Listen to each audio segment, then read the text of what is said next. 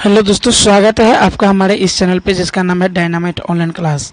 आज मैं आप लोगों के लिए बेहद ही जीव विज्ञान के 30 इंपॉर्टेंस क्वेश्चन लेकर के आया हूं, जिसको आप लोग पढ़ लेते हैं, समझ लेते हैं, याद रख लेते हैं तो निश्चित रूप से आपकी बोर्ड की तैयारी में ज़रूर ही जीव विज्ञान में बेहतर नंबर आएंगे। तो कृपया करके जो इस चैनल पर पहली बार आया है वो सब्सक्राइब कर ले तथा बेल आइकन को दबा ले ताकि आने वाली वीडियो को आपको नोटिफिकेशन मिल जाएगा। चलिए वीडियो को शुरू करते हैं। पहला क्वेश्चन, इनमें से कौन सजीव के मुख्य लक्षण है?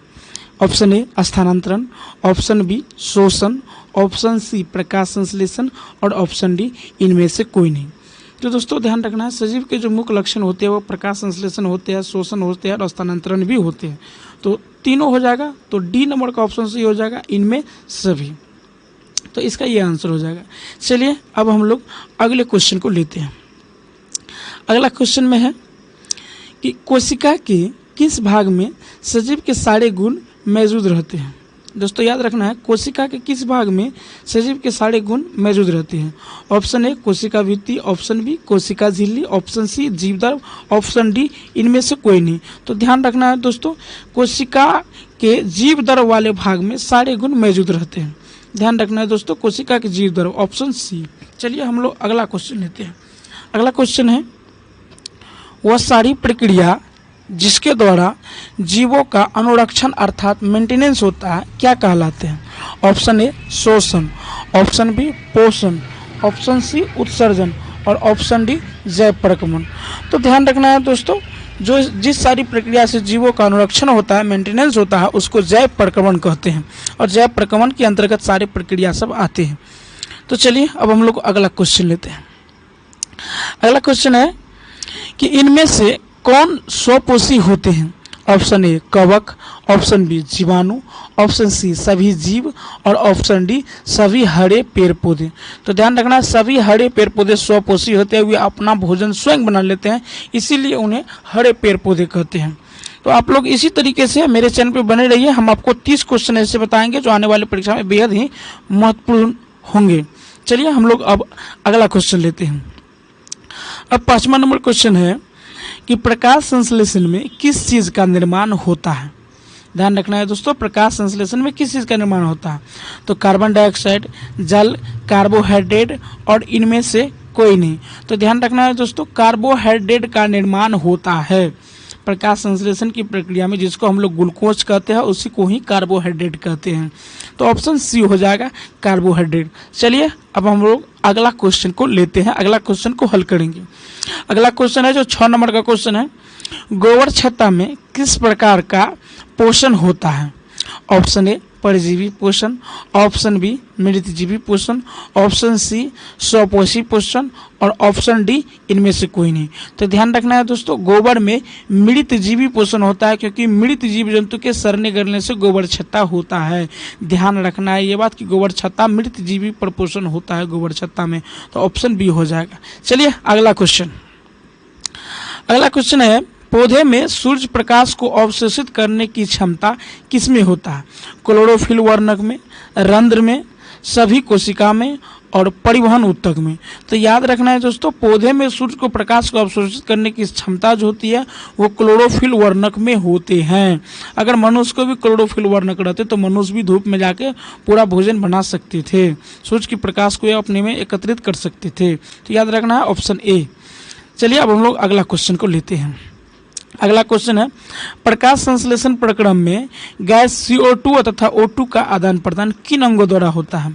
ऑप्शन ए जड़ द्वारा, ऑप्शन बी तना द्वारा, ऑप्शन सी पत्तियों में अवस्थित छिद्र द्वारा और ऑप्शन डी इनमें से कोई नहीं। तो ध्यान रखना है, पत्तियों में अवस्थित जो छिद्र होते हैं वे प्रकाश संश्लेषण की प्रक्रिया के लिए गैस CO2 और तथा O2 का आदान प्रदान से करता है। चलिए अब हम लोग अगला क्वेश्चन 9वां नंबर क्वेश्चन को लेते हैं। 9वां नंबर क्वेश्चन है, मनुष्य के दांत के सबसे ऊपरी परत क्या है या क्या कहलाते हैं? ए डेंड्राइट्स, बी इनामिल, सी मज्जा गुहा और डी अस्थि मज्जा। तो याद रखना है, मनुष्य के दांत के सबसे ऊपरी परत को इनामेल कहते हैं, ऑप्शन नंबर बी इनामेल। याद रखना है दोस्तों, मनुष्य के सबसे ऊपरी दांत के ऊपरी परत को इनामेल कहते हैं। चलिए अब हम लोग अगला क्वेश्चन लेते हैं। अगला क्वेश्चन तो 10वां नंबर क्वेश्चन है। 10वां नंबर में है, लार इनमें से किस ग्रंथि का स्राव है? ध्यान रखना है दोस्तों, लार इनमें से किस ग्रंथि का स्राव है? पैरोटिक ग्रंथि, बी यकृत, सी जठर ग्रंथि और डी आंत ग्रंथियां। तो लार दोस्तों पैरोटिक ग्रंथि से जो रस निकलते हैं उसी को लार कहते हैं। तो ऑप्शन नंबर ए हो जाएगा सही। चलिए इसी तरह हम लोग अब अगला क्वेश्चन को लेते हैं। अगला क्वेश्चन है कि 11 नंबर क्वेश्चन, इनमें से क्या जठर रस में मौजूद नहीं होता है? याद रखना है दोस्तों, इनमें से क्या जठर रस में मौजूद नहीं होता है? तो हाइड्रोक्लोरिक, ऑप्शन ए हाइड्रोक्लोरिक अम्ल, option B mucus, option C pepsinogen और ऑप्शन डी पीट। तो याद रखना है दोस्तों, पीत जो होते हैं वो हमारे जठर रस में मौजूद नहीं होते हैं, ये अगना सही से निकलते हैं। तो ऑप्शन डी नंबर का हो जाएगा। चलिए अब हम लोग अगला क्वेश्चन को लेते हैं।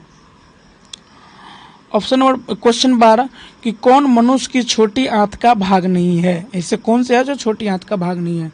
तो ड्यूडेनियम, कोलन, जेजुनम और इलियम। तो दोस्तों ध्यान रखना है, कोलन जो होते हैं वो छोटी आंत का भाग नहीं है, वो बड़ी आंत का भाग है। तो ऑप्शन बी हो जाएगा। ऑप्शन बी में कोलन छोटी आंत की नहीं बल्कि बड़ी आंत का भाग होते हैं। चलिए अब हम लोग अगला क्वेश्चन को लेते हैं। अगला क्वेश्चन है 13 नंबर क्वेश्चन, इनमें कौन अवशोषी अंग है? उपरिगामी कोलन, ऑप्शन बी अधोगामी कोलन, ऑप्शन सी अपेंडिक्स और ऑप्शन डी अनुप्रस्थ कोलन। तो याद रखना है दोस्तों, अनुप्रस्थ कोलन जो होते हैं वो अवशोषी अंग होते हैं, ये सारे उसमें से अवशोषण कर लेते हैं। चलिए अब हम लोग अगला क्वेश्चन को लेते हैं। अगला क्वेश्चन है 14 नंबर क्वेश्चन। इसको ध्यान रखना, मनुष्य में पाचक ग्रंथियाँ, पाचन क्रिया कहाँ से प्रारंभ हो जाता है? तो याद रखना है दोस्तों, ऑप्शन ए मुख गुहा, ऑप्शन बी ग्रासनली, ऑप्शन सी आमाशय और ऑप्शन डी यकृत। तो दोस्तों मनुष्य की पाचन क्रिया जो होती है वो हमारे मुख से शुरू हो जाते हैं। तो ऑप्शन नंबर ए हो जाएगा मुख गुहा, क्योंकि मुख में ही तीन जोड़े लार आना शुरू हो जाता है और पाचन की क्रिया शुरू हो जाते हैं। चलिए अब हम लोग अगला क्वेश्चन को लेते हैं। अगला क्वेश्चन है, इनमें से कौन आमाशय ग्रंथि या जठर ग्रंथि का भाग नहीं है? याद रखना है दोस्तों, ऑप्शन ए म्यूकस कोशिका, ऑप्शन बी जैमोजिन कोशिका, ऑप्शन सी मूलपित्त वाहिनी और ऑप्शन डी अम्लजन कोशिका। तो दोस्तों याद रखना है, मूलपित्त वाहिनी जो होते हैं वो आमाशय ग्रंथि का भाग नहीं होते हैं, ये हमको ध्यान रखना है। चलिए अब हम लोग अगला क्वेश्चन को लेते हैं। अगला क्वेश्चन है 16 नंबर का क्वेश्चन, इनमें से किस रचना के द्वारा मुख गुहा भोजन श्वास नली में नहीं जा पाते हैं? मुख गुहा से भोजन श्वास नली में नहीं जा पाता है, कंठ द्वार के कारण, एपिग्लैक्टिस के कारण, ग्रास नली के कारण और ग्रसनी के कारण। तो दोस्तों याद रखना है, एपेंडिक्स के कारण हमारा भोजन जो है वो श्वास नली में नहीं जा पाते हैं, ये ध्यान रखने हैं। चलिए दोस्तों अब हम लोग अगला क्वेश्चन को लेते हैं। अगला क्वेश्चन क्या है और कहाँ से आ रहे हैं? तो 17 नंबर का क्वेश्चन है कि छोटी आंत में भोजन का पाचन पूर्ण होने के बाद वह भोजन क्या कहलाते हैं? कायम, option B succus entericus, option C मल और डी चाइल। तो याद रखना है दोस्तों, छोटी आंत में भोजन का पाचन हो जाते हैं तो उसको चाइल कहते हैं। ठीक है, चलिए अब हम लोग अगला क्वेश्चन को लेते हैं। तो अगला क्वेश्चन है 18 नंबर का क्वेश्चन कि निम्नलिखित में से किस रचना की मदद से अमीबा अपना भोजन अंतर्ग्रहण करता है? ऑप्शन ए कूटपाद, option B nucleus, option C भोजन राजधानी और ऑप्शन डी कोशिका मुख। तो याद रखना है दोस्तों, अमीबा अपना भोजन कूटपाद की मदद से भोजन ग्रहण करता है। ऑप्शन नंबर ए हो जाएगा। चलिए अब हम लोग अगला क्वेश्चन को लेते हैं। अगला क्वेश्चन है 19 नंबर का। ये क्वेश्चन है कि निम्नलिखित में से कौन अमीबा में पोषण की प्रक्रिया में नहीं है, अर्थात पोषण की प्रक्रिया में नहीं आते हैं? अंतर्ग्रहण, पाचन, बहिष्करण और अपघटन। तो दोस्तों अमीबा की पोषण प्रक्रिया विधि में नहीं आते हैं, वो है अपघटन। तो अपघटन से हमें याद रखना है कि अमीबा की पोषण विधि में नहीं आते, तो ऑप्शन डी हो जाएगा। चलिए अब हम लोग अगला क्वेश्चन को लेते हैं। 20वां नंबर क्वेश्चन। 20वां नंबर क्वेश्चन है, अमीबा में भोजन का पाचन किस अंग में होता है? कूटपाद, भोजन रसदानी, डी केंद्रक और डी साइटोप्लाज्म या कोशिका द्रव। तो ध्यान रखना है, अमीबा में भोजन का पाचन भोजन रसधानी में होता है। चलिए दोस्तों, चलिए तो अब हम लोग अगला क्वेश्चन को लेते हैं। आप लोग इसी तरह इस वीडियो पे बने रहे, मैं ऐसे ही आपको ऑब्जेक्टिव में ढेर सारे ऐसे क्वेश्चन दूंगा जिससे आपकी तैयारी पूरी तरीके से अच्छे हो जाएगा। चलिए अगला क्वेश्चन 21 नंबर का क्वेश्चन है कि पैरामीशियम में भोजन का अंतर्ग्रहण शरीर के किस रचना से होता है? ठीक है, ऑप्शन 1 भोजन रसदानी, ऑप्शन बी सीलिया, ऑप्शन सी कोशिका मुख और ऑप्शन डी केंद्रक। तो याद रखना है दोस्तों, कोशिका मुख से पैरामीशियम में भोजन का अंतर्ग्रहण होता है, ये ध्यान रखना है। चलिए अब हम लोग 22वां नंबर क्वेश्चन पे चलते हैं। 22वां नंबर का क्वेश्चन है कि 22 नंबर का क्वेश्चन है मनुष्य के आहारनाल की लंबाई कितनी होती है? याद रखना है दोस्तों, मनुष्य के आहारनाल की लंबाई कितनी होती है? ऑप्शन 1 8 से 10 मीटर, ऑप्शन बी 8 से 10 सेंटीमीटर, ऑप्शन सी 2 से 4 मीटर और ऑप्शन डी 1 से 2 मीटर। तो याद रखना है दोस्तों, मनुष्य के जो आहारनाल की लंबाई होती है वो 8 से 10 मीटर की होती है। ऑप्शन नंबर ए सही हो जाएगा। चलिए अब हम लोग अगला क्वेश्चन लेते हैं। अगला क्वेश्चन है कि मनुष्य को भोजन के विभिन्न स्वाद का ज्ञान निम्नलिखित में से किस रचना की मदद से होता है? कौन सी ऐसी चीज़ है जो हमें भोजन में स्वाद लाते हैं? तो दोस्तों ऑप्शन नंबर ए दांत से, ऑप्शन नंबर बी लार ग्रंथि से, ऑप्शन नंबर सी स्वाद कलियों से और ऑप्शन नंबर डी दांत की मज्जा गुहा से। तो याद रखना है दोस्तों, स्वाद कलियों से हमें भोजन का स्वाद का पता चलता है कि भोजन किस प्रकार का स्वाद है। चलिए अगला क्वेश्चन। अगला क्वेश्चन है दांतों की अच्छी प्रकार से सफाई नहीं करने पर दांतों पर बनने वाले एक अस्थायी परत क्या कहलाता है? दोस्तों दांत को अच्छी तरह से सफाई नहीं करेंगे तो दांत पे एक परत बन जाएगा, उस परत को क्या कहते हैं? ऑप्शन नंबर ए दंत अस्थिज है, ऑप्शन बी मज्जा गुहा, ऑप्शन सी डेंटेट्स और ऑप्शन डी दंत प्लांक। तो याद रखना है दोस्तों, दंत प्लांक जो होते हैं वो दांतों को अच्छी तरह से साफ नहीं करेंगे तो एक प्रकार का परत जम जाएगा। चलिए अब हम लोग अगला क्वेश्चन को लेते हैं। अगला क्वेश्चन है इनमें से कौन मनुष्य के मुख गुहा में पाई जाने वाली लार ग्रंथि नहीं है? ऑप्शन 1 अग्नाशय, option B parotid, option C सबमिंडुअली, ऑप्शन डी सबलिंगुअली। तो दोस्तों याद रखना है, अग्नाशयी जो है वो मुख गुहा में पाई जाने वाली लार ग्रंथि नहीं है। ऑप्शन नंबर ए हो जाएगा। बाकी तीनों ग्रंथि जो है, तीनों ग्रंथि से निकलने वाले रस हमारे मुंह में ही आते हैं, मुख गुहा में ही आते हैं। तो ऑप्शन नंबर ए हो जाएगा सही। चलिए अब हम लोग अगला क्वेश्चन की ओर रुख करते हैं। अगला क्वेश्चन है 26 नंबर का क्वेश्चन। अमाशय की भीतरी दीवार पर किस प्रकार की कोशिका का स्तर होता है? सल्काब एपिथेलियम कोशिका का, ऑप्शन बी क्यूबाइडल एपिथेलियम कोशिका का, ऑप्शन सी पक्षमल एपिथेलियम कोशिका का और ऑप्शन डी स्तंभकार एपिथेलियम कोशिका का। तो याद रखना है दोस्तों, ये बहुत ही महत्वपूर्ण क्वेश्चन है। ऑप्शन डी इसका ऑप्शन हो जाएगा, आंसर हो जाएगा स्तंभकार एपिथेलियम को कोशिका होता है। चलिए अब हम लोग अगला क्वेश्चन लेते हैं। अगला क्वेश्चन है 27 नंबर की क्वेश्चन। आमाशय की दीवार में होने वाले घाव जिसको पेप्टिक अल्सर कहते हैं, निम्नलिखित में से किसके अत्यधिक स्राव से होता है?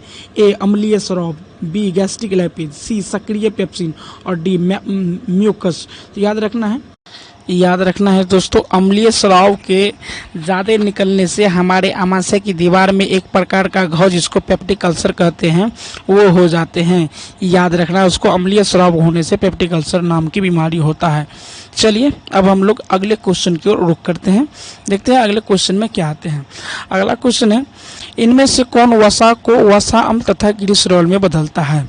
ध्यान रखना है, वसा को वसा अम्ल तथा ग्लिसरॉल में बदलता है। ऑप्शन ए सक्रिय pepsin, option B lipase, option C amylase और ऑप्शन डी इन्वर्टेज। तो याद रखना है दोस्तों, लाइपेज जो है वो वसा को वसा अम्ल तथा ग्लिसरॉल में बदलने का काम करता है। चलिए अब हम लोग अगला क्वेश्चन की ओर रुख करते हैं, देखते हैं क्या आते हैं। अगला क्वेश्चन है जो 29 नंबर का क्वेश्चन होगा।